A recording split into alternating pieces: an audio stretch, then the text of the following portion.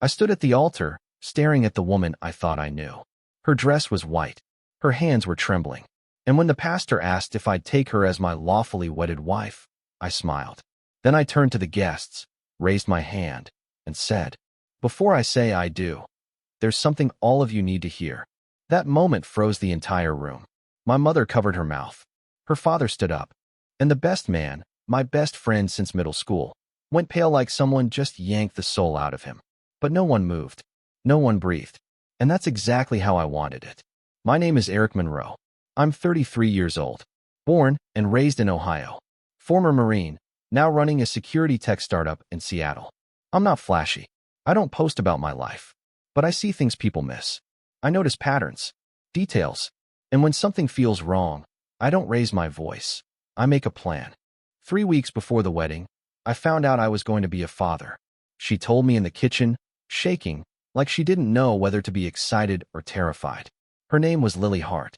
We'd been together for 2.5 years, engaged for 6 months. She was everything I thought I wanted: calm, nurturing, loyal. At least, that's what she showed me.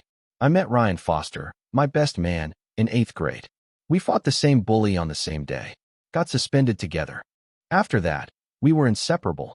He was the best man at my brother's wedding. He pulled me out of a bar fight in Okinawa.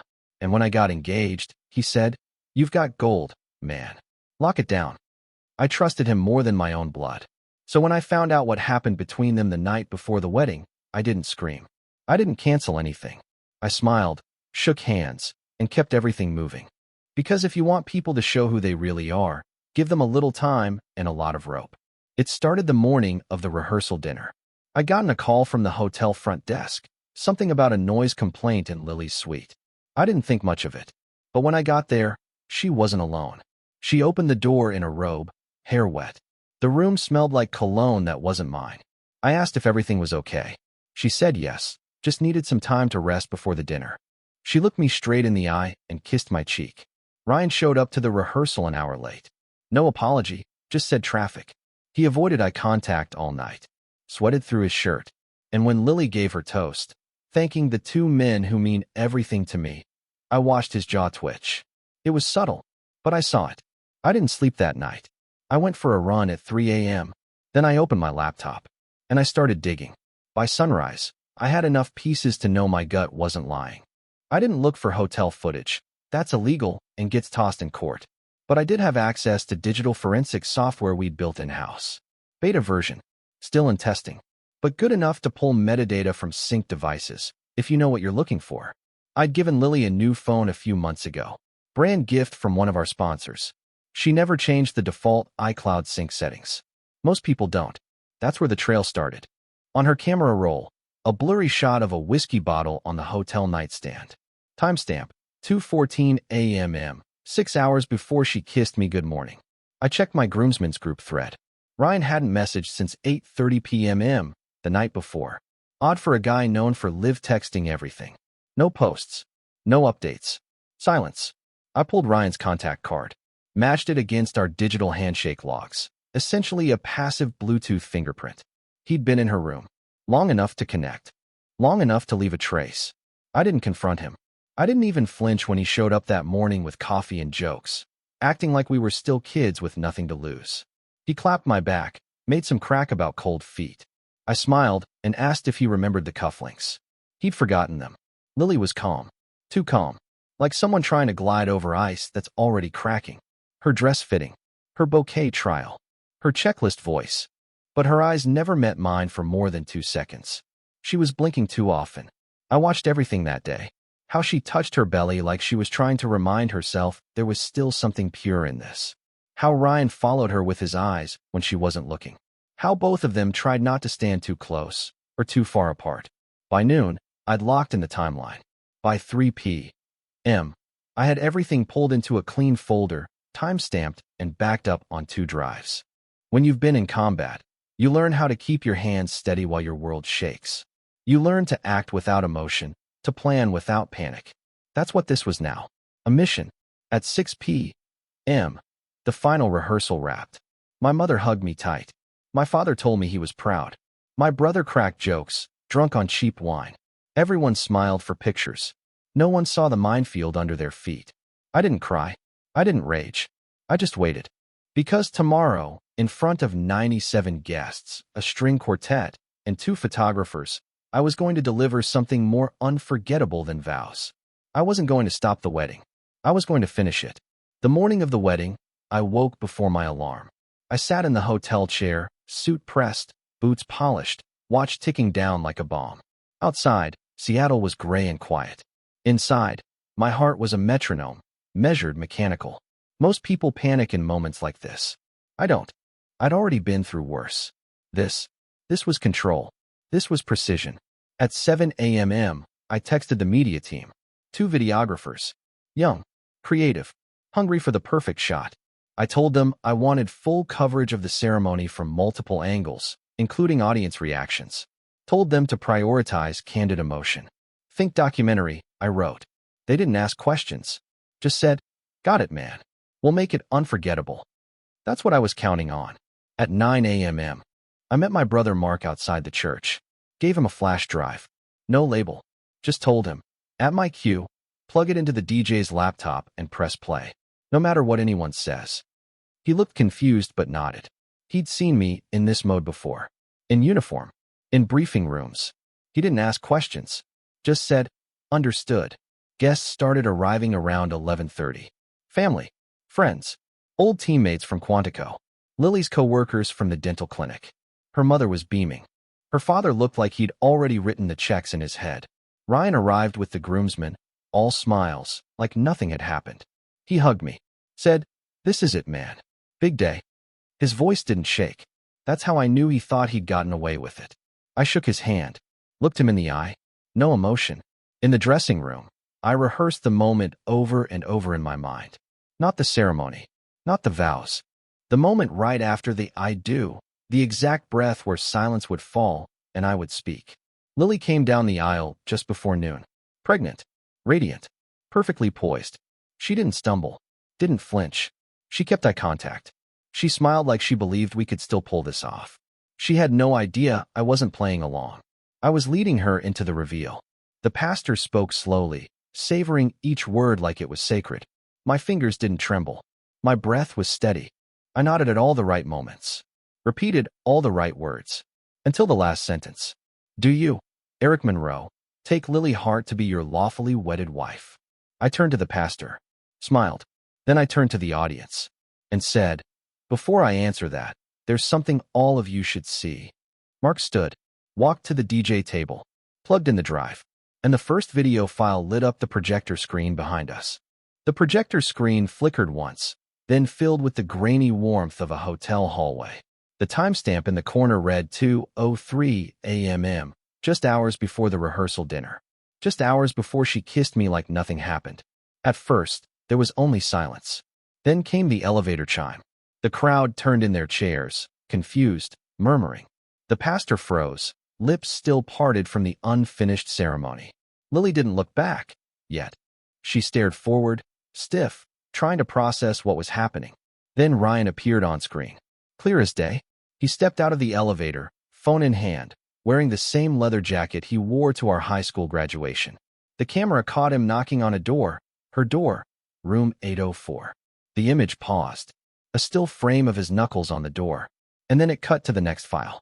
This one wasn't video, it was audio. A voice recording. Fuzzy, but clear enough to recognize both voices. Hers, laughing. His, whispering. You're sure he won't find out? Lily's voice replied. He never asks. He trusts me. There was a gasp from somewhere in the pews. Still, I didn't say a word. My brother stood near the laptop like a guard. The DJ had stepped back, arms folded. The photographer dropped his camera. Lily turned slowly, her mouth open. Her lips moved like she was trying to form a sentence that wouldn't come. The third file was short. A photo. A mirror selfie, blurry but unmistakable. Ryan shirtless in the hotel room. Glass of whiskey in hand, time-stamped and geotagged. Pulled from the phone's sync I'd recovered. The audience was dead silent. Except for Ryan, who finally stood up from the groomsmen's row and said one word under his breath. Shit. Lily was shaking now. Her bouquet slipped from her hands and hit the floor with a dull thud. Her mother stood, horrified. Her father stared like someone had ripped the air out of his lungs. Still, I said nothing, because the fourth file hadn't played yet. This one was mine. A screen recording, me navigating her iCloud dashboard, pulling up device sync logs, showing the timestamps, the proof. My voice in the background, calm, methodical, explaining how every move had been logged, how the evidence was there the whole time, if someone just cared enough to look. Then it ended. Black screen. Silence. And I turned back to the pastor. Everyone was staring. No one blinked.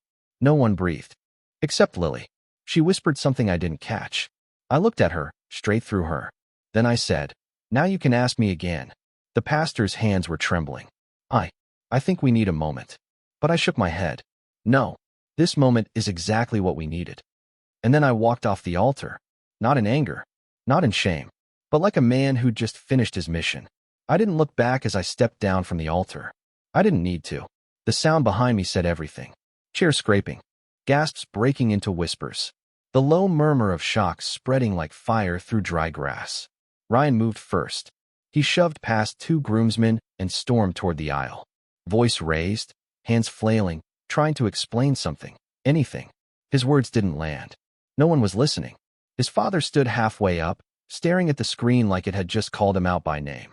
His mother started crying. The groom's side of the church was frozen in disbelief. The bride's side? Exploding. Lily's sister pulled her aside, whispering fiercely.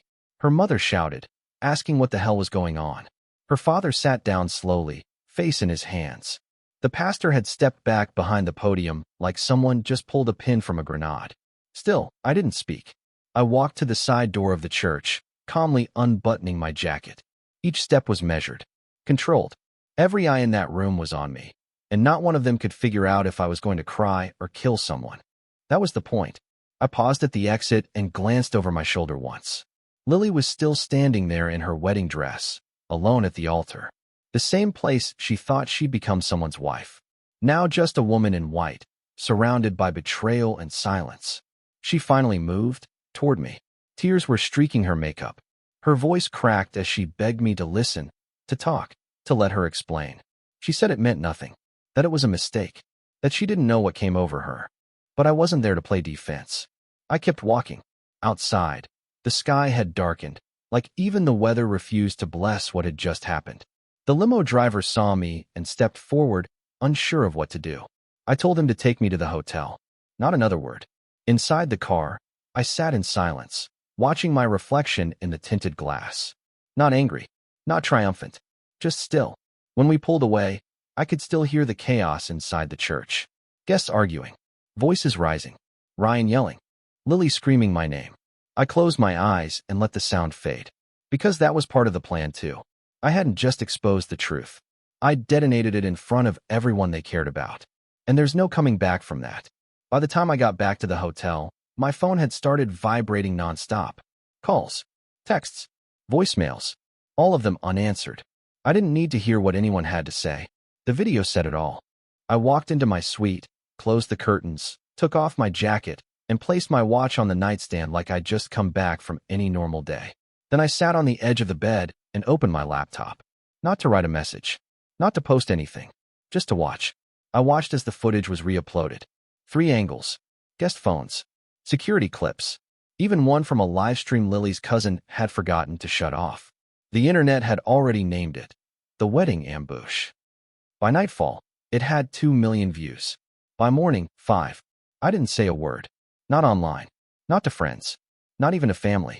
Let them draw their own conclusions. Lily's voice was everywhere now, voicemails, apologies, messages sent through mutual friends. At first she begged, then she blamed, then she broke.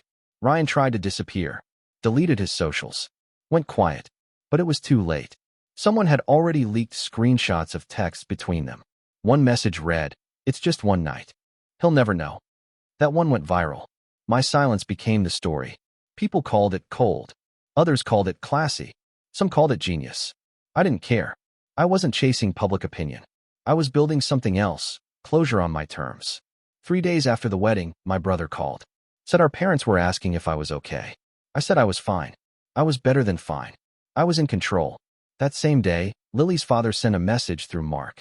He said he was deeply ashamed and hoped I would accept an apology. I didn't respond. He didn't deserve my voice. Neither did she. The truth is, I didn't hate her. I didn't even hate him. But I was done with both of them. I went to the gym, ate clean, slept 8 hours, worked on the new rollout for our company's security product. That's what people like me do. We keep moving forward while others crash. And crash they did. Lily lost her job within a week. Her clinic cited reputation concerns. Ryan was suspended from the real estate firm where his father had just pulled strings to get him promoted. Apparently, clients don't like public betrayal. They tried to meet me in person. I ignored every request. No threats. No warnings. Just silence. Because when someone stabs you in the back, the loudest message isn't revenge. It's walking away without a sound. 2 weeks after the wedding, I signed a purchase agreement on a house. Not an apartment. Not a condo. A house. 3 bedrooms. Open floor plan. Detached garage. And a basement I planned to turn into a training room. It sat on a half-acre just outside of the city. Quiet road. No neighbors for 100 yards in either direction. The kind of place where you could disappear and still build something worth living in.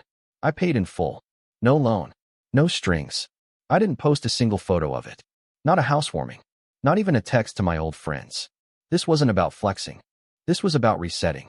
I gave the realtor the name of the holding company I'd quietly set up during my engagement. It was something I created after Lily started acting strange during her second trimester. I didn't know why then. Now I did. The company name was neutral. The ownership clean. If anyone searched public records, they wouldn't see my name. Because privacy isn't a retreat, it's armor. By the 3rd week, the calls had stopped. The messages, too. My silence had done more damage than any speech could. People like Lily and Ryan don't know what to do with silence. They rely on confrontation. They want you to yell, to cry, to crack, so they can shift the blame. Without that, they're left with their own reflection. And that's what breaks them. That week, my attorney called. He told me Lily had filed a claim for emotional distress. Not against me, against the hotel, citing a breach of privacy over the footage that made its way online. He asked if I wanted to get involved. I said no. Let her fight that battle in courtrooms and headlines. I was done playing her game. Instead, I built a wall. Not metaphorical. A real one. Around my property. 8 feet tall. Steel gate. Motion lights. I installed every sensor and surveillance protocol I could afford. And I could afford a lot. I didn't do it out of fear. I did it because security feels better when it's earned. One afternoon, as I was laying brick by hand, my neighbor wandered over, retired Army Ranger. Saw the tools, the clean lines, the silence. Said, "Looks like you've done this before." I just nodded. Then he asked what I did for a living. Pattern recognition, I said. And clean exits. He nodded like he understood more than I said. That night, I slept 8 uninterrupted hours for the first time in months. Because sometimes, peace isn't something you find. It's something you build. The letter arrived 4 weeks after I moved in. No return address. Handwritten. No smudges. No scent. Just my name. Neatly written. Like a school assignment turned in late. I didn't open it right away. I let it sit on the kitchen counter for 3 days. Unopened. Unbothered. I wanted to see if the universe would send a second one. It didn't. On the 4th morning, I made coffee, set the envelope beside my mug, and sliced it open like I was opening a utility bill. No emotion. Just precision. Inside were 2 sheets of paper. Folded twice. The first was a letter from Lily. The second was a paternity test. Her letter wasn't long. It wasn't angry. It was calculated. Just like she used to be when she wanted something. She wrote that she'd been scared. Confused. Said she'd made a mistake, but not the one I thought. Said she was sorry, not just for what she did, but for how she underestimated me. She ended with a line I'll never forget. "You were the only person who ever saw me clearly. I just didn't like what you saw." The paternity test was real. Certified. Stamped. Dated 2 weeks after the wedding. The child wasn't mine. I read it twice. Folded it once. Burned both pages in the fireplace. Not out of anger. Not out of vengeance. Because I didn't need them anymore. It was the final piece of closure she thought I was still waiting for. She was wrong. I wasn't waiting for anything. The child had been my last thread of obligation. A future I was ready to build, even after the betrayal. Now that thread was gone. I wasn't angry. I was relieved. The truth always shows up eventually. You just have to be patient enough to let it arrive in silence. That night, I sat on the porch with a glass of whiskey. The wind moved through the trees like breath. No sirens. No shouting. No voices clawing for explanation. Just quiet. In the distance, I saw headlights crawl past my property. Slowing. Pausing. Then continuing down the road. I didn't get up. Didn't move. Some ghosts come back to see if you're still haunted. But I wasn't. I'd already buried the past. Without a funeral. Without a sermon. Just a shovel. And a steel heart. And that's the part people never understand. I didn't expose her because I wanted revenge. I exposed her because I needed silence. And now, I finally had it. 3 months passed. No new letters. No visitors. No apologies. The story faded from the public eye. The internet moved on, as it always does. The wedding footage that once circled like blood in shark water was buried beneath newer betrayals, louder collapses, more public meltdowns. I didn't chase peace. I built it. Brick by brick. Routine by routine. Mornings started before the sun. A run through the woods. Coffee brewed slow. Then work, designing security systems for private clients, mostly ex-military, law firms, CEOs.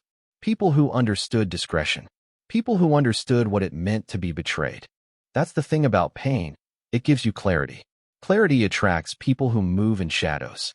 One of them knocked on my door in late August. It was Jason Weller, a former Marine, like me. We'd crossed paths twice, once in Hellman, once in D.C., both times under classified circumstances. We weren't friends, but we understood each other. He asked if I was interested in consulting on a project, a multi-state private security network. High-end, off-grid, fully autonomous. Quiet money, long leash. I said yes. He didn't ask about the wedding. I didn't bring it up. Because men like us don't measure a man by what broke him. We measure him by what he built afterward. By October, I'd doubled my revenue. Bought a second vehicle. Gutted and rebuilt the basement into a digital fortress. Set up layered security around the house. Fail-safes. Silent alarms. Auto-lock contingencies. Not because I feared retaliation. Because I believed in never being unprepared again. One night, I got a message from my old pastor. The same man who stood frozen at the altar while everything fell apart. He said he'd watched the video again.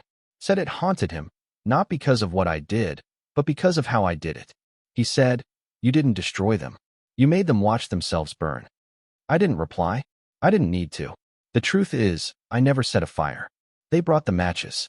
I just handed them a mirror. By winter, the land around my home was covered in snow. Still, silent, untouched. I'd built something new. Not just walls and wires, but a life. A real one. One not built on promises or illusions. One built on hard ground, unshakable. And for the first time in years, I wasn't waiting for someone to arrive. I wasn't looking over my shoulder. I wasn't chasing anything. I was still. And in that stillness, I found something deeper than revenge.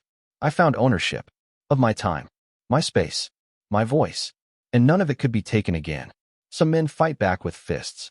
Some with fire. Me? I built systems. And I let them speak for me. It's been a year since that wedding that never happened. A full rotation of seasons. The dress was never returned. The rings were sold anonymously. I donated the proceeds to a veteran mental health fund. No note, no credit. Lily never tried to reach out again.